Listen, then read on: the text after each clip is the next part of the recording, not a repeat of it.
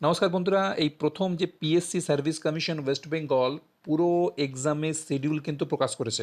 যারা মিসলেনিয়াসের জন্য আবেদন করেছেন, যারা ক্লার্কশিপের জন্য আবেদন করেছেন, যারা ডাব্লিউবিসিএস 2024 এর জন্য ওয়েট করছেন, যারা ডাব্লিউবিসিএস 2023 এর মেন এক্সাম দেবেন, এছাড়া অডিট এক্সাম ইত্যাদি এক্সামের জন্য আপনারা অ্যাপ্লাই করেছেন, আপনারা আপনাদের কিন্তু এক্সাম শিডিউল দেখে নিতে পারেন। তো প্রথমে আমরা দেখে নিই, যেটা প্রথমে হচ্ছে দেখুন আপনাদের মিসলেনিয়াস আপনারা দেখতে পাচ্ছেন। মিসলেনিয়াস এক্সামের জন্য যারা আবেদন করেছিলেন 2023 সালে, তাদের পরীক্ষা সম্ভবত 15ই সেপ্টেম্বর 2024।